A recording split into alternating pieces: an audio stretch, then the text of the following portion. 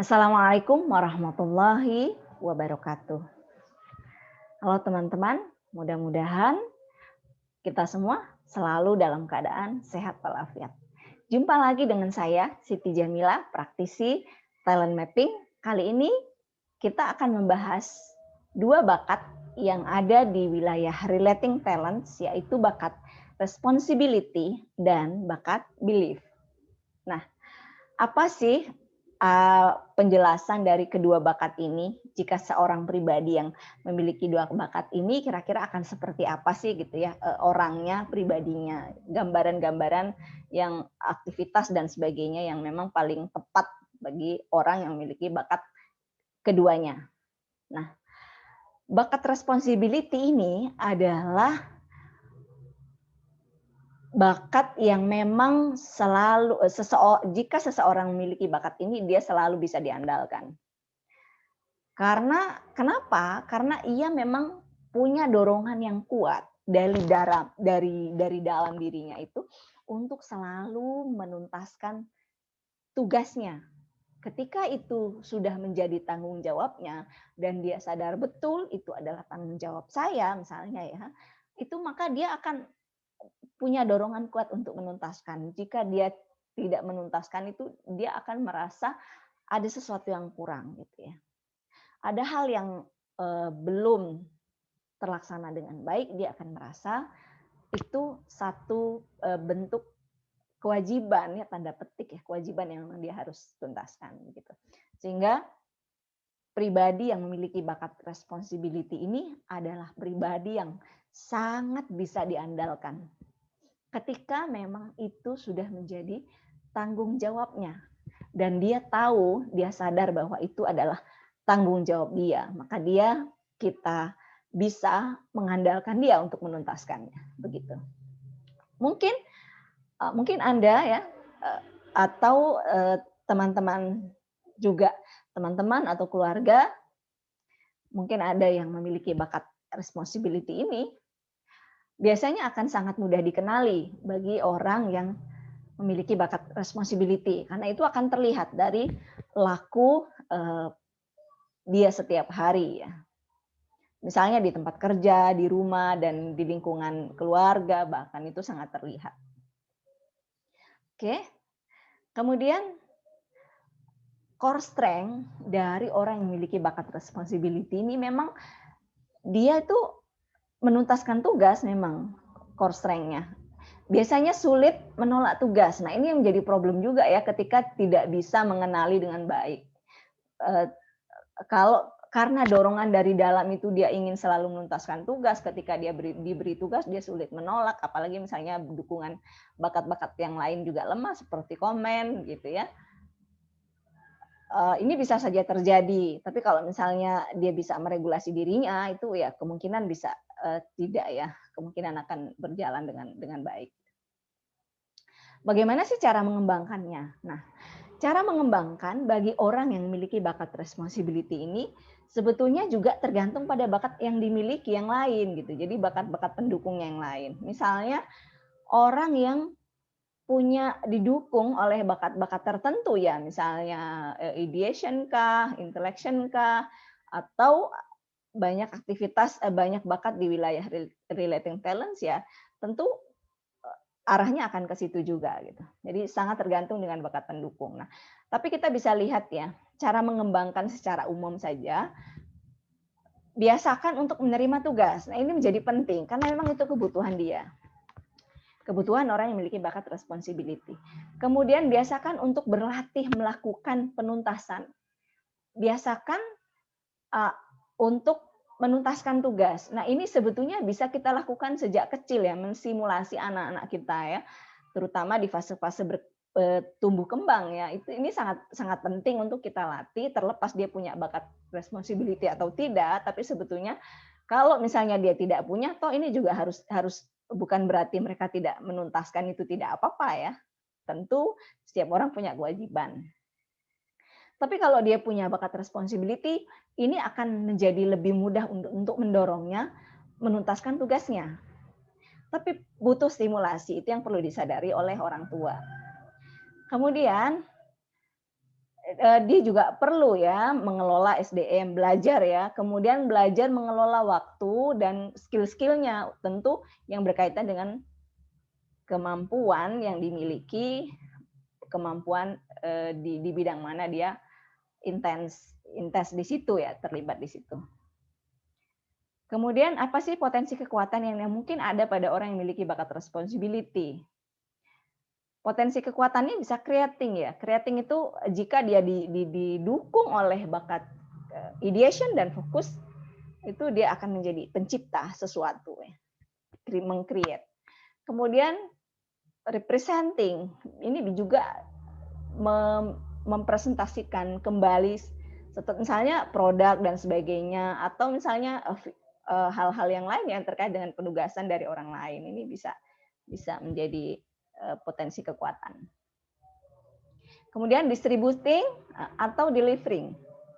Mendistribusikan sesuatu. Ini dibutuhkan tanggung jawab yang besar, dan tanpa bakat responsibility mungkin juga akan terlaksana. Tapi jika seseorang memiliki bakat responsibility, ini akan menjadi lebih maksimal, lebih baik kinerjanya tentu saja. Hasilnya juga akan lebih performa yang baik gitu ya. Kemudian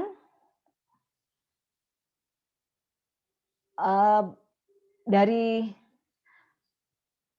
potensi kekuatan ya tadi yang sudah kita jelaskan, ada distributing yang dihasilkan dari kombinasi yang didukung oleh kombinasi bakat strategik dan fokus ya. Kemudian kalau representing tadi juga didukung oleh bakat relator dan communication, kemudian creating juga didukung oleh ideation dan fokus. Nah, dari aktivitas-aktivitas ini, potensi kekuatan ini akan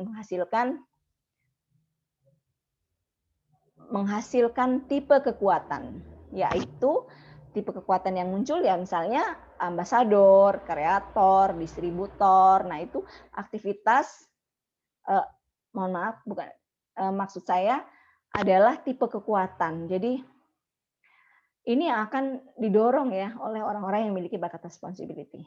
Kemudian bagaimana caranya jika seseorang ini justru lemah di bakat responsibility? Kalau seseorang itu responsibility-nya lemah, ya mestinya tentu setiap orang pasti menghadapi tugas ya, dan itu tidak mungkin mengelak gitu. Nah, bagi kita atau bagi orang-orang yang memiliki bakat lemahnya itu justru di responsibility. Nah, sebelum menerima tugas, ada baiknya mengecek kira-kira saya bisa menuntaskan atau tidak. Mengukur kapabilitasnya, kemampuannya didukung atau tidak. Skill-nya itu didukung atau tidak. Agar tanggung jawab yang sudah diserahkan ke dia tidak kemudian menjadikan dirinya itu menjadi apa ya, kurang diterima mungkin.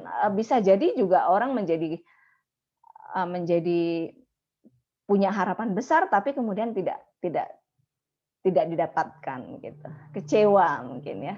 Ekspresi-ekspresi tersebut yang kita jaga sehingga kita bisa tetap mengatur diri kita meskipun dengan bakat-bakat lemah ini. Kemudian cobalah untuk membuat skema penuntasan untuk mengatur waktunya kapan gitu ya. Misalnya deadline-nya kapan. Ini menjadi penting bagi orang-orang yang lemah di responsibility. Juga mungkin disiplin juga misalnya lemah juga gitu. Jadi ini menjadi sangat penting. Kemudian contoh peran apa sih yang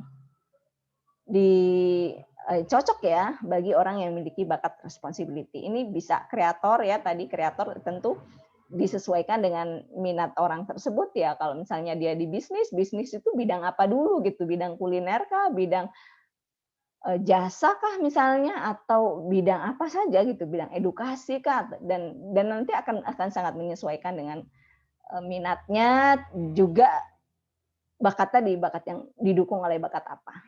Kemudian ambasador ini juga membutuhkan responsibility yang kuat.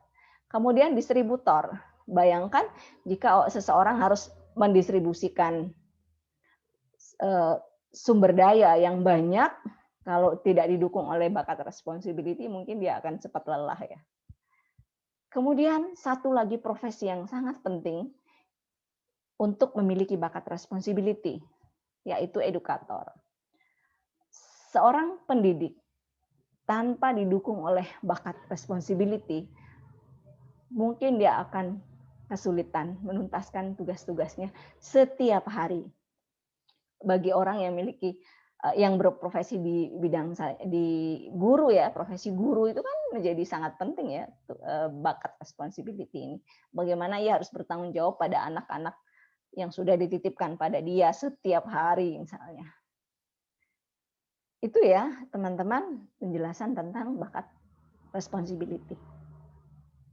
Kemudian kita lanjut di bakat kedua yaitu bakat belief. Nah, apa sih bakat belief ini? Yuk kita lihat. Orang yang memiliki bakat belief ini adalah pribadi yang konsisten, meyakini nilai-nilai tertentu itu sehingga nilai tersebut itu menjadi tujuan hidup dia. Pribadi yang tulus membantu orang lain, senang melayani orang lain, mendahulukan orang lain ketimbang dirinya. Jadi orang yang memiliki bakat belief ini ya mudah terlihat ya. Dia senang gitu membantu orang. Ketika ada orang yang kesulitan, sementara dia juga mungkin punya kesulitan gitu, meskipun di kesulitannya dia hal yang lain, ya dia akan mendahulukan orang lain. Itulah gambaran orang-orang yang memiliki bakat belief. Kemudian apa sih potensi kekuatan yang mungkin ada pada orang yang memiliki bakat belief? Nah, potensinya misalnya kita bisa lihat ya, caring, aktivitas yang mengandung kepedulian ya. Kepedulian pada orang lain. Kemudian volunteering, relawan. Tentu ini juga dibutuhkan bakat pendukung ya, seperti misalnya bakat aktivator, empati, ini sangat tepat untuk menjadi relawan. Karena dia cepat bertindak, dia bisa merasakan apa yang dirasakan orang lain, itu juga kemudian menjadi menguatkan. Kemudian ada konseling. Kalau konseling ini kalau didukung dengan bakat empati, ada individualization, ya akan mampu memberikan penanganan, pendampingan personal bagi orang yang mungkin mengalami masalah psikologis. Konselor ya kalau aktivitas profesinya. Kemudian ada serving. Serving dengan dukungan bakat relator dan responsibility mampu memberikan bantuan secara personal agar kemudian bisa dibantu dan bisa tuntas gitu. Jadi membantunya itu nggak setengah-setengah gitu sampai benar-benar selesai. Gitu. Serving. Nah, dari potensi kekuatan ini kemudian tipe kekuatannya apa sih gitu ya? Kita akan lihat ada caretaker ya. Caretaker itu ya aktivitas orang yang memang membantu banyak orang seperti perawat, itu kan masuk wilayah caretaker ya.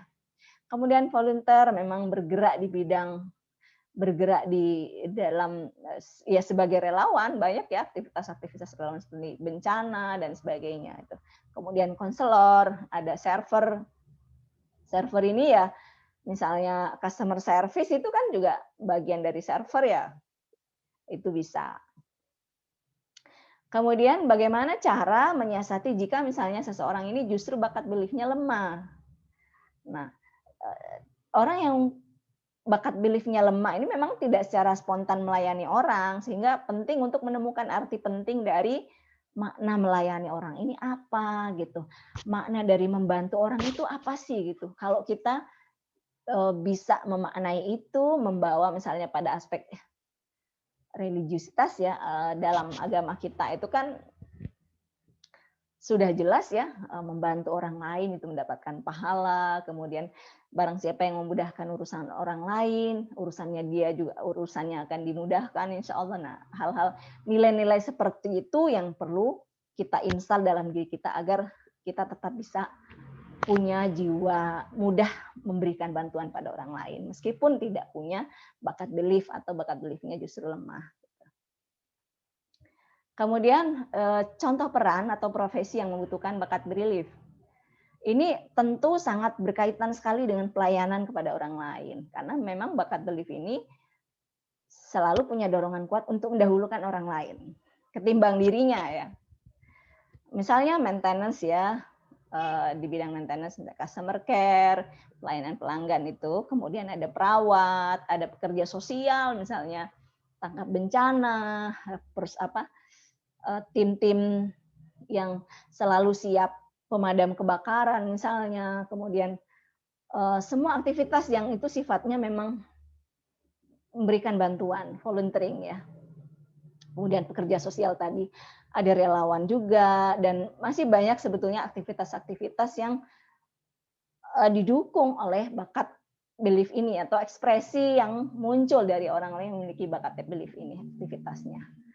Itu saja. Kemudian apa sih persamaan ya? Karena kita bahas keduanya bersamaan. Apa persamaan yang paling menonjol, yang paling terlihat dari dua bakat ini?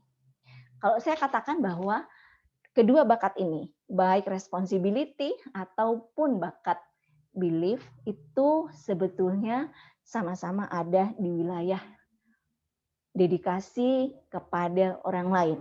Jadi memberikan dedikasi dirinya itu untuk orang lain. Karena ini adalah bentuk pelayanan, pemberian sesuatu kepada orang lain. Persembahan dirinya untuk orang lain. Sehingga kita sebut sebagai dua bakat yang memberikan dedikasi kepada orang lain. Memberikan persembahan terbaik untuk orang di luar dirinya. Begitu gambaran secara singkat. Itu saja yang bisa saya sampaikan. Mohon maaf. Terima kasih yang sudah berkenan menyimak. Sampai ketemu lagi di pembahasan bakat lainnya di dalam talent mapping. Terima kasih. Assalamualaikum warahmatullahi wabarakatuh. Semoga sehat selalu.